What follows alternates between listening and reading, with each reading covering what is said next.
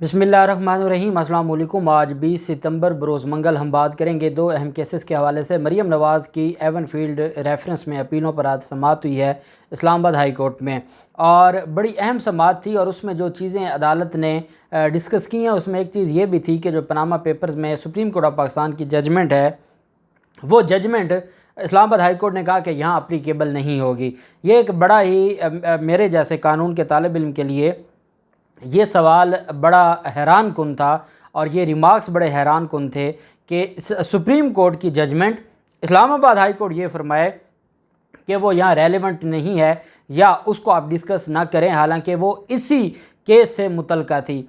और साथ फिर जो नैब के वकला थे उनकी अदालत के सामने आर्गूमेंट्स जो थे, और अब नैब ने क्या आर्गूमेंट्स करने हैं, जहाँ पर राना सनाउल्लाह जिस इदारे को हेड करेंगे और जो चेयरमैन नैब अपना लगाएंगे, और उनसे कोई उम्मीद करे मरीम नवाज़ वज़ीर ख़ज़ाना और वज़ीर दाखिला और बाकियों को अहकामात जारी करती है, तो वो चेयरमैन नैब की अब क्या हैसियत रह गई है। और अब इन्होंने जो नैब कानून में तरमीम है इसको तो मद्देनज़र रखते हुए वैसे ही चेयरमैन नैब और नैब के इख्तियारात ख़त्म कर दिए हैं। इस वजह से नैब का वहाँ बहस करना ना करना एक ही बात है। एक बात मुझे नहीं समझ आती कि जब तक मरीम नवाज़ के ख़िलाफ़ केस मजबूत था, अच्छे वकला हायर किए गए थे नैब की तरफ से, तब तो ये केस 4 महीनों की 3 महीनों की तारीख़ों पर चलता था। अब एक हफ़्ते की तारीख़ दी जा रही है और उसको वाइंड अप किया जा रहा है।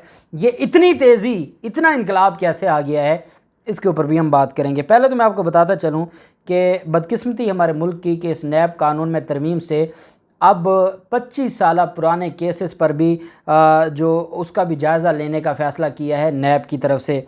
और उसमें सबसे बड़ा बेनिफिशरी है आसिफ ज़रदारी के ख़िलाफ़ जो केसेस हैं, या जो बाकी जितने माफियाज़ हैं उनके ख़िलाफ़ जो केसेस हैं, अब उसमें ये कहा गया है कि आपने 25 साल जो पुराने केसेस हैं उनका भी जायज़ा लिया जाएगा।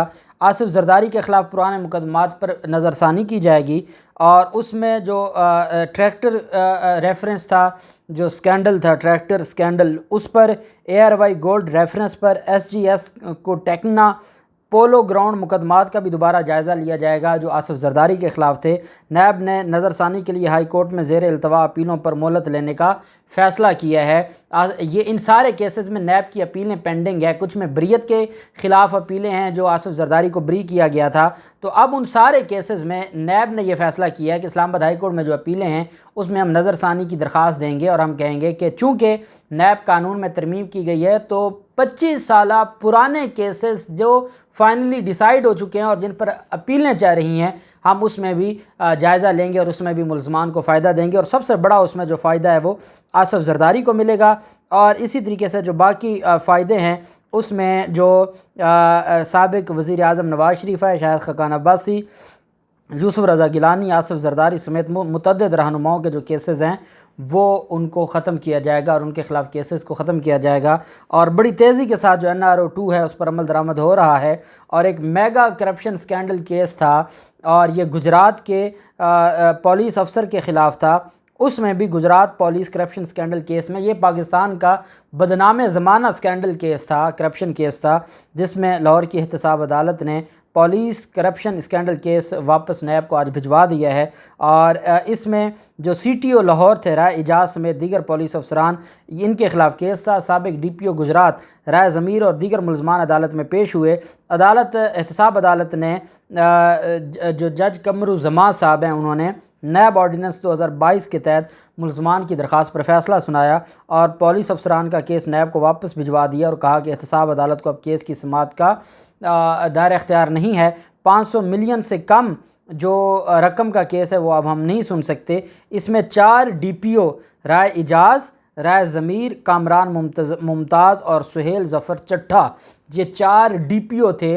और ये बहुत बड़ा पंजाब पुलिस में करप्शन स्कैंडल था, जिनका केस आज ख़त्म करके उनको वापस भिजवा दिया है नैब को, और नैब से कहा है कि इसका केस मुतल्लिका इदारों को भेजा जाए। इससे बढ़ के हमारे मुल्क की बदकिस्मती क्या हो सकती है। अब हम आ जाते हैं मरीम नवाज़ की अपीलों पर। जस्टिस आमिर फ़ारूक साहब जो कायम मुकाम चीफ जस्टिस भी रहे हैं, जब हमारे अतर मिनल्ला साहब छुट्टियों पर तशरीफ़ ले गए थे, और शहबाज गिल के केसेस में जो दरखास्तें منظور ہوئیں جسمانی ریمانڈ کی، اور شہباز گل کی جو درخواستیں خارج ہوئیں وہ بھی قائم مقام چیف جسٹس تھے عامر فاروق صاحب، ان کے ساتھ جسٹس محسن اختر کیانی صاحب ہے جنہوں نے وہ فیصلہ جاری کیا عمران خان کے خلاف جو توہین عدالت کا، اور اس میں فرمایا گیا کہ اس پر لارجر بینچ، اس سے بھی بڑا بینچ بنایا جائے۔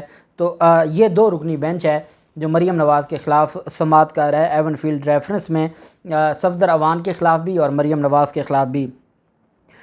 جسٹس عامر فاروق صاحب نے ریمارکس دیے کہ مفروضے پر نہیں ہم جا سکتے، نیب دستاویز سے نواز شریف کا پراپرٹی سے تعلق ثابت کرے، اور مریم نواز کی اپیل کو ہم میرٹ کے اوپر سنیں گے۔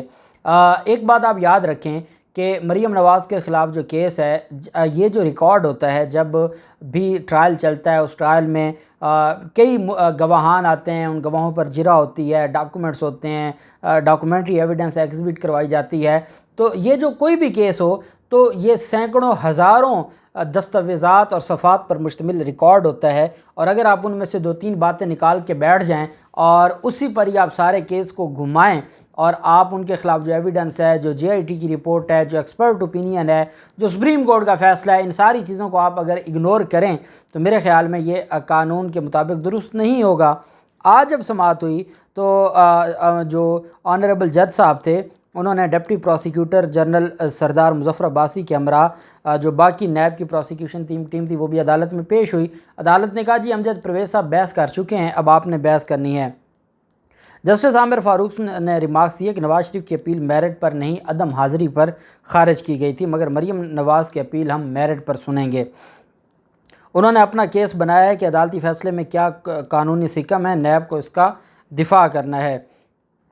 جسٹس عامر فاروق صاحب نے کہا کہ نیب کہتا ہے کہ نواز شریف نے 1993 میں اثاثے خریدے اور چھپائے، پھر شواہد سے ہی ثابت کرنا ہے کہ مریم نواز نے اپنے والد کی معاونت کیسے کی۔ اچھا اب آپ ایک بات یاد رکھیں، آج جو چیز ڈسکس ہو رہی تھی وہ یہ تھی کہ اگر نواز شریف نے 1993 میں یہ اثاثے بنائے اور مریم نواز کے نام پر 2006 کی ایک ٹرسٹ ڈیڈ بنائی گئی تو یہ کیا معاملہ ہے۔ بیسیکلی کیس یہ تھا کہ مریم نواز اس میں شامل تھی، بینیفیشری تھیں، اور انہوں نے کیا کیا کہ جب ان کے خلاف جب نیب کا قانون 1993 میں تو نیب کا قانون ہی نہیں تھا، جب 1999 میں نیب کا قانون بن گیا، ان کے خلاف کیسز شروع ہو گئے، تو انہوں نے کیا کیا 2006 میں کیونکہ نواز شریف کے خلاف کیسز تھے تو مریم نواز کو انہوں نے ٹرسٹی بنا دیا اور ایک ٹرسٹ ڈیڈ بنائی۔ اب عدالت یہ پوچھتی ہے کہ آپ یہ بتائیں کہ اگر 1993 میں ایک وقوع ہوا ہے تو 2006 میں مریم نواز نے ٹرسٹ ڈیڈ بنائی ہے، اور آپ کیس مریم نواز کے خلاف 1993 سے نہیں شروع کر رہے، آپ 2006 سے شروع کر رہے ہیں، اس وجہ سے مریم نواز کے خلاف کیس کیسے بنتا ہے۔ بالکل ایسے ہی ہے کہ اگر کوئی مرڈر کیس ہے اور وہ مرڈر 1993 میں ہوا ہے اور وہ چلتے چلتے جو مرکزی ملزم تھا اس نے جب اس کے خلاف کیس شروع ہوا یا اس کو یہ تھریٹ تھا کہ میرے خلاف کیس شروع ہو سکتا ہے اور وہ کسی اور بندے کو اپنی جو تفصیلات بھی بتا دے اور جس ڈیوٹی پر وہ موجود تھا وہ اپنی جگہ کسی اور کا لکھ دے، ایک ڈاکومنٹ بنا دے جی کہ جب یہ مرڈر ہوا تھا میں ڈیوٹی پہ نہیں تھا، یہ تھا اور میں اس میں انوالو نہیں تھا اور یہ انوالو تھا اور اس کے خلاف تو کیس ہی کوئی نہیں بنتا، تو یہ نہیں کہا جائے گا کہ وقوع 1993 میں ہوا تھا اور اب 2006 میں آ کے کوئی معاونت کر رہا ہے کہ جو جرم کی معاونت ہے یا جرم چھپانے کی معاونت ہے یا جو مال مسروقہ ہے اس کو چھپانے یا ہضم کرنا، یہ بیسیکلی مال مسروقہ ہے۔ چوری کے مال سے 1993 میں ایک جائیداد بنی، اب اس کو بچانے کے لیے، چوری کے مال کو ہڑپ کرنے کے لیے، ہضم کرنے کے لیے اور اس کو لیگلائز کرنے کے لیے 2006 میں ایک ٹرسٹ ڈیڈ بناتے ہیں اور عدالتیں کہیں کہ وقوع تو 93 میں ہوا تھا، تو مریم نواز کا جو رول ہے وہ 2006 میں شروع ہوتا ہے۔ اس وجہ سے بتایا جائے کہ مریم نواز کا رول کیسے بنتا ہے تو یہ بالکل ایسے ہی ہے کہ چوری 1993 میں ہوئی اور وہ جو چوری شدہ مال تھا اس کو ہڑپ کرنے کے لیے، اس کو لیگلائز کرنے کے لیے، اس کا جو برڈن ہے وہ کسی اور کے کندھوں پہ ڈالنے کے لیے ایک ڈاکومنٹ تیار کیا گیا۔ تو کیا جو چوری ہے یا جو مال مسروقہ ہے جب تک وہ ملزم کے پاس ہے تب تک وہ جو کیس ہے یا وقوع ہے یا جو الزام ہے وہ چلتا جا رہا ہے اور وہ کنٹینیو ہے، اور اس میں پھر مریم نواز نے بھی اپنا حصہ حاصل کیا۔ یہ بیسیکلی نیب کا کیس ہے۔ عدالت نے کہا کہ جب نواز شریف نے 1993 میں اثاثے خریدے اور چھپائے پھر شواہد سے ثابت کریں کہ مریم نواز نے اپنے والد کی معاونت کی۔ جسٹس محسن اختر کیانی صاحب نے فرمایا کہ ہم وہ ٹریک کلیئر کر رہے ہیں جس پر آپ نے آگے جانا ہے۔ جسٹس عامر فاروق نے مریم نواز کے وکیل سے مخاطب ہو کر کہا، امجد پرویز صاحب آپ نے دلائل مکمل کر لیے تھے، اب نیب کی باری ہے، جس کے بعد نیب پروسیکیوٹر عثمان چیمہ صاحب نے دلائل شروع کیے۔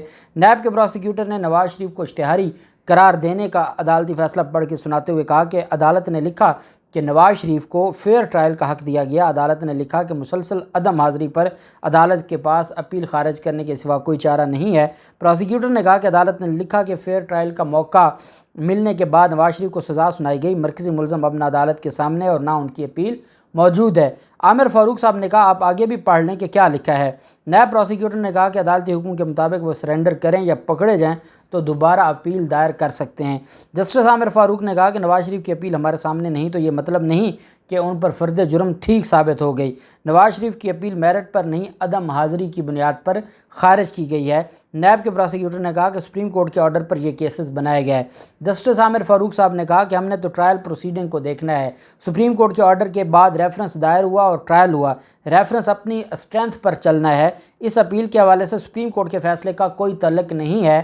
نیب پروسیکیوٹر نے کہا کہ سپریم کورٹ کے فیصلے میں باقاعدہ ایویڈنس آئی تھی اور سپریم کورٹ نے اس کے حوالے سے آبزرویشن دی ہے، اور ایک سپیریئر کورٹ کی جو آبزرویشن ہے وہ انفیریئر کورٹ پر بائنڈنگ ہوتی ہے۔ نیب پروسیکیوٹر نے کہا کہ جسٹس محسن اختر کیانی نے کہا کہ یہ تو اس کیس کا بیک گراؤنڈ ہے، اب آپ آگے چلیں۔ نیب پروسیکیوٹر نے پاناما کیس میں سپریم کورٹ کے فیصلوں کا حوالہ دیا۔ عامر فاروق صاحب نے کہا کہ سپریم کورٹ نے جو آبزرویشن دی ہے ان کا آپ کو ابھی فائدہ نہیں ملنا۔ جسٹس محسن اختر کیانی صاحب نے کہا کہ سپریم کورٹ کی وہ آبزرویشن ٹرائل سے پہلے تک تھیں۔ جسٹس عامر فاروق نے استفسار کیا کہ جے آئی ٹی کے بعد نیب نے مزید کیا تفتیش کی۔ نیب پروسیکیوٹر نے بتایا کہ نیب نے بھی آزادانہ تفتیش کی، ملزمان کو کال اپ نوٹسز بھجوائے گئے۔ جسٹس محسن اختر کیانی نے کہا کہ ملزمان تو آج بھی اسی جگہ کھڑے ہیں کہ وہ ٹرسٹ ڈیڈ کو تسلیم کرتے ہیں۔ جسٹس عامر فاروق نے سوال کیا کہ مریم نواز اور صفدر کے خلاف کیس کیا تھا، مختصر بتائیں ان کے خلاف کیس کیا تھا، جلدی بتائیں۔ نیب پروسیکیوٹر نے بتایا کہ مریم نواز نے نواز شریف کو آمدن سے زائد اثاثے بنانے میں معاونت کی۔ جسٹس عامر فاروق نے کہا کہ آپ نے بتانا ہے کہ مریم نواز نے کس انداز میں نواز شریف کی معاونت کی ہے۔ ہم نے ایک فیصلہ لکھنا ہے تو ہمیں سب چیزوں میں کلیئر ہونا چاہیے، یہ اپارٹمنٹس کیسے خریدے گئے۔ نیب پروسیکیوٹر نے کہا کہ آف شور کمپنیوں نیلسن اور نیسکول نے یہ اپارٹمنٹس خریدے، اور پھر وہ آگے انہوں نے اپنی تفصیل بتائی۔ بہرحال ابھی جو نیب کی بحث ہے وہ مکمل نہیں ہوئی۔ عدالت نے 29 ستمبر کے لیے کیس کی سماعت کو ملتوی کیا، بالکل ایک ہفتے کی تاریخیں دے کے وائنڈ اپ کرنا ہے، اور NRO جو 2 ہے وہ مکمل ہونا ہے۔ اب دیکھتے ہیں کہ کیا ہوتا ہے 29 ستمبر کو۔ ایک بات میں آپ کو بتا دوں کہ یہ ہماری جو عدالتیں ہیں اور ہمارا جو نظام ہے وہ جانتا ہے کہ مریم نواز نے اور نواز شریف لوگوں نے کس طریقے سے واردات ڈالی ہے۔ اب اگر تو ریاست کا سوچنا ہے، عوام کا سوچنا ہے، عوام کا جو خزانہ خالی ہوا ہے، اربوں ڈالر ہمارے سر پر جو قرضے چڑھے ہیں، یا کوئی تو کھا گیا ہے نا۔ مریم نواز اور نواز شریف جو حکمران تھے وہی کھا گئے، اور کون کھا سکتا ہے۔ اور اگر ان کو ٹیکنیکلی بنیادوں پر ریلیف دیے گئے، اور جب پتہ ہے کہ ہمارا قانون کمزور ہے، اور ہماری سپریم کورٹ نے تبھی تگڑے فیصلہ دیا تھا پاناما کیس میں تاکہ وہ فیصلہ نیب کو بیک کرے اور بتائے کہ جو نیب کا یہ جو کیس ہے مریم نواز اینڈ کمپنی کے خلاف، یہ عام کیسز نہیں ہیں، یہ بہت بڑی انہوں نے واردات ڈالی ہے اور طریقے سے واردات ڈالی ہے۔ اور اگر آپ نے ٹیکنیکل طریقے سے ان کو اتنا ریلیف دینا ہے، اور آپ نے یہی سمجھنا ہے کہ ایک سائیکل چور اور مریم نواز کا کیس ایک جیسا ہے، تو پھر میرے خیال میں کبھی بھی ان بڑے چوروں کے خلاف کیسز ثابت نہیں ہوں گے، کیونکہ انہوں نے اتنے ڈسپلن طریقے سے واردات کی ہے۔ پہلے یہ قانون دیکھتے تھے، پھر یہ واردات ڈالتے تھے، اور پھر یہ ایک دوسرے سے پوچھتے تھے کہ کوئی قانون موجود تو نہیں ہے کہ جس میں ہم پھنس جائیں گے، کیونکہ قانون بنانے والے یہ تھے۔ اور ابھی یہ جو نیب قانون میں ترمیم ہوئی ہے وہ بھی اپنے کیسز کو ایک بڑے ملزم کے کیس کو دیکھ کے انہوں نے نیب قانون میں ترمیم کی ہے کہ کوئی رہ نہ جائے، اور اس پر بھی اگر عدالتوں کا یہ رویہ رہتا ہے تو پھر کبھی کسی بڑے کو سزا نہیں ہوگی۔ اللہ پاک پاکستان کامیاب ناصر ہو۔ بہت شکریہ۔ اللہ حافظ۔ پاکستان زندہ باد۔